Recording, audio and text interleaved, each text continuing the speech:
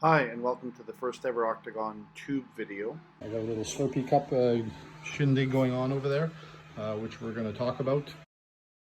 Let me just give you guys a quick preview of this.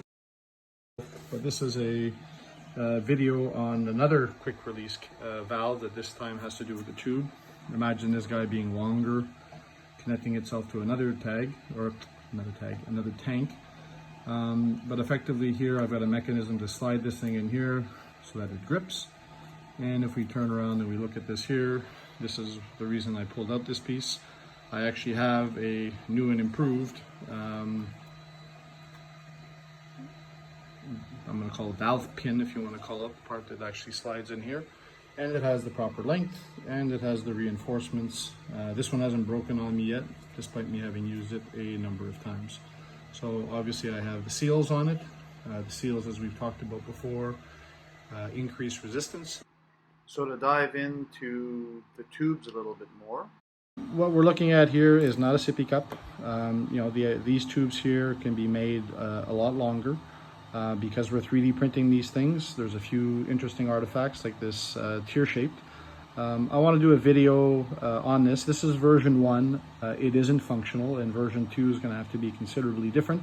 But I just want to introduce a few other concepts, because obviously we're looking at plugging this guy into the tank, and give just a quick overview in terms of how this works.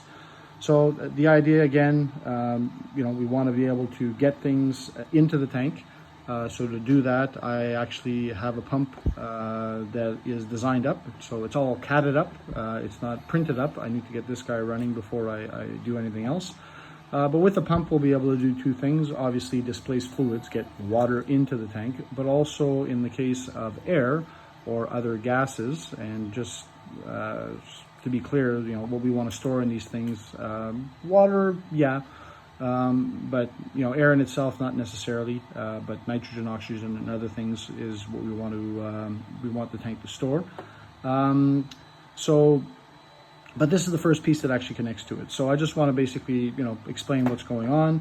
Imagine this is a tube, it goes off to a pump or another end that is exactly like this, that connects to another one of these connectors that is exactly like this, that goes into another tank. So now we can just connect two tanks to each other, or use a pump to basically get water into the tank, or to pressurize any of the gases in the tank. So overall, this design is very similar to the Bowen tubes that are actually on the 3D printer. So I'm going to zoom into the little white plastic tube that is right here, and that metal connector. Now, if you look at the size of that guy relative to this guy, you're going to say, oh my God, we are, an order, whatever, 10 times more larger, or whatever the case may be. Yes, we are. The tube is bigger, so this is a standard diameter air hose, like oxygen lines used in hospitals and those types of things. Again, I've had to make a design change so that it can be 3D printed, which introduces the need for this angle. And overall, what we want is, as we push this in, it'll actually get bitten by a piece that I have several of in the scrapyard. Okay, and that's what I'm currently working with, which will hold on to the piece. So if we want to simply push this thing out, we actually push this thing in, and it actually is flexing. It just it's not flexing very well.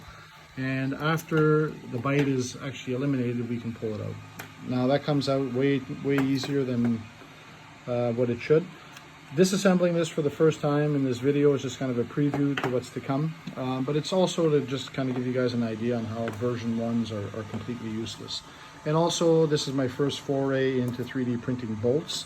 It's something that I want to completely avoid.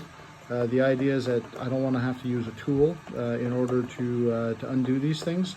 But in this case, I wanted to experiment with it, and I also wanted to I want to see how far we can go. But the use of this is purely, it's a fastener. We're looking to fasten these pieces together. But let's just say, whether it's pressure or any of the force, the only thing that this does is it keeps things together. Not even pushing this button to release the tube puts any strain on these bolts. So we can afford to 3D print them, and I don't expect to ever supersede the design capabilities of the actual bolts. But that being said, if I look at this and we go back to some of the things that we talked about before, these bolts are printed horizontally, not vertically, in order to maximize their tensional strength. And if I rotate them, you could see the actual bedding of the horizontal bedding. If I wanted them to look pretty and maybe even fit together better, I could print them this way. But if I don't want them to shear, like I showed you that gear shearing before, I print them this side. Now, probably get away with printing it in either orientation, but I just wanted to see, you know, whether this is in metric, so there's probably an M3 screw or something along those lines. I just wanted to test to see whether printing them this way, you know, with the artifacts that come out from printing them horizontally, whether they would still fasten, and they did. So I'm going to pull this mechanism apart, and again, what we have overall here is this part that inserts into our tank valve quick release, and then overall we have this piece over here. These little Bowden tube connectors don't work like this, and doing it this way was a bad idea, but the idea is when we come in, we want this piece to fit in, to stretch over that to create our watertight and pressure seal. That turned out to be a bad idea. And if we turn around overall now, when I pull this out, we can see this is the bottom, when the button, this is a button, when it bottoms out, okay, it's actually now bottoming out at its maximum distance, which is where this is. So what I have is an outer sleeve, and then I have a 3D printing mistake that I actually cut out. So this is what 40% infill looks like when you strip out its outer core. But now we're getting into the various components of all this. So what ends up happening now is a few pieces here. This is the part that does the gripping, and what we want to have happen is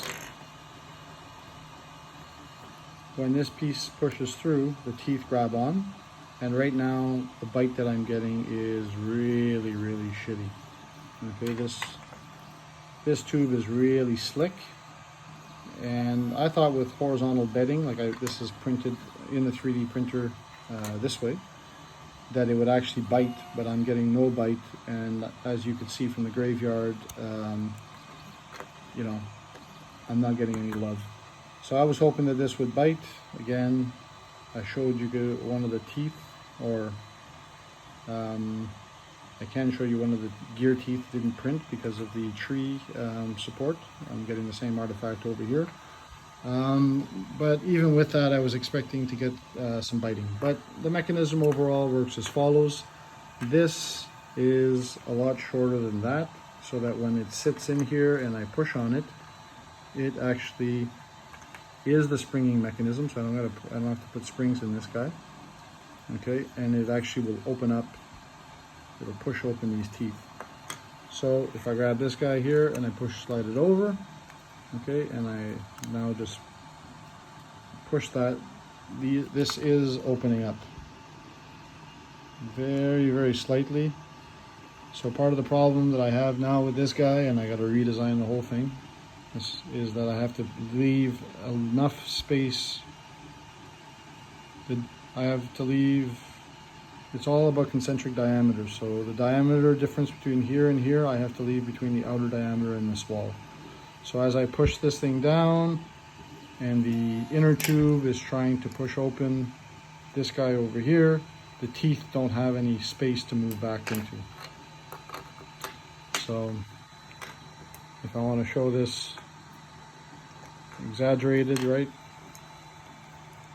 So I just put the screwdriver in here and I angle it.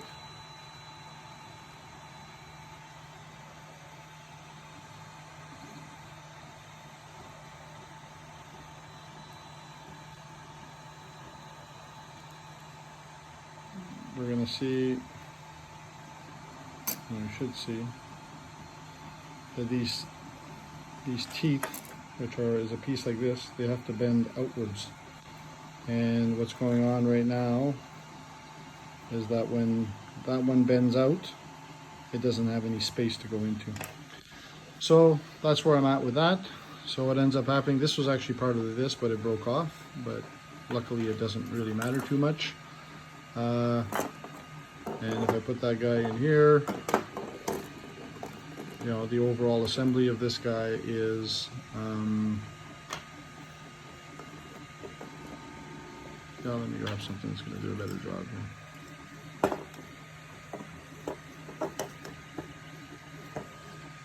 Okay, first we put this guy in here.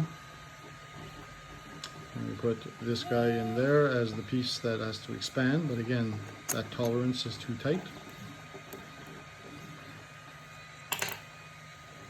This piece is actually not going to be required, but is the sleeve. The outer diameter of this guy has to match the outer diameter of the button piece. Okay, and then now that's the maximum travel of my button, but you can see I can push really hard and I can get a little bit of move, which is enough to open it up, but because that it can't open up enough, it doesn't go very far. And then this piece here is a seat that covers the whole thing. And then again, mechanically, this just holds the whole thing, stopping it from falling apart. So I'm pretty happy with the 4 screws, even, you know, even if they're plastic. And again, it's not a hexagon nut, it's an octagon nut, which causes a bit of problems. But luckily, it's the same size as the tools if I ever, you know, if you do want to use a wrench to open it up. So overall, that's pretty much what it is. If I push this in here and you listen, you're going to hear a little pop when it actually goes past the teeth. Okay, not very dramatic, but it's there. But again, it has no holding capability. I can pull it out without even having to push the button. So the next version of this is going to be completely redesigned. The outer sleeve of here I want to bring to there so that I don't wear this joint out. Also, I want to be able to put this whole cage, you know, so that it stands up to about this level, so that you can have the whole tank, you know, take this whole piece together and inverted, and the tank balancing. Whole bunch of improvements here. Watch the space, but I did want to give a quick update on that. So if you put this whole thing together, I'm basically going to show this piece overall kind of fitting together in the overall assembly. But to do that, I have to basically reassemble this whole mess that I've now created throughout this video. So let me do that, and then we'll come back and show this guy on the tank. Okay, so sometime later we have tank assembled once again, and we have the hose, or I'm choosing to use the word tubes. We're going to have some tubes that are bigger than this, kind of like a vacuum tube size, as well as this. So I'm going to use the word tube to encompass both of them. But I've assembled this tube in its quick release, which again, version 1, completely useless, doesn't work. I've taken this, these little O-rings off the bottom here because they just add resistance, and I've gotten this working, I guess, with less creakiness at the beginning of the video. So again, this is what the overall final product is going to look like. So what we have now is the tank, and we put the quick release in, and we got a hose, we pop it out, and now we have something else. Again, I'm using version 4, and if I look back, the only real effect of the springs actually not working is that this doesn't bounce back up. I can pull it back up, you know, but it actually comes in and it releases. I can actually give it a 90-degree or a bit of a turn and use this to try to reef it up. So it's working, and you can see the ball valve is really giving me a lot of pushback. So once again, without this little increment coming up, but we're getting close to a final product. So eventually this is pretty much it. But again, I can't turn this around and have this sit, you know, on this. So, you know, the idea would be to put that whole mechanism in a bit of a cage so that we can get it to sit down. And once it's clicked in properly, you know, it does actually hold in strong, which the important part would be to survive pressure, as I mentioned before. So now in terms of the design, 5.3, which I'm pretty sure I'm going to continue to 5.4. Same problem as what we have here. I've tried with the buttons, by default sticking out more, sticking in more, but I can get in here and have it come in, and once again this thing is sticking in. I've done an arrangement with this valve here so I get minus resistance, and I can get it to pop up. So again, don't be fooled by this popping up nicely as opposed to the solution of the creakiness, because that's just the ball pushing back on this. Unfortunately, the ball has nothing to do with these buttons popping back out. So again, whether it's the previous video, where I was only showing version 4 without the tank, or this one, I've been able to achieve that this actually comes out. So again, with a nice long pin at the end over here, right, that's nice and strong. The ball is giving me some good pushback. But the nice part about it, I actually went back to the previous one. So if this is version 3, it was version 1. I did some improvements in version 2, which I backed out of. Version 4 of the quick release valve doesn't have a lot of displacement, so the floppiness of it causes a problem. But with this one, I get lots of displacement. So basically, putting it in there, allows the buttons mechanically, they can actually go over. I actually cut it in 4 pieces so that they all swivel independently, which makes it even easier. And it's still locking everything in. It's a bit temperamental, but this is the type of things that the last of the fine tuning that is required. So I'm okay to move ahead with further designs, continue along the lines of this, start to do version 1s of pumps and just keep the development staggered along. So this is a pretty long video, with the tank coming in, the diamond version or the thin version of the tank. I'm pretty excited about everything coming together and starting to look like something that can do something. Thanks for your attention. We'll talk to you soon.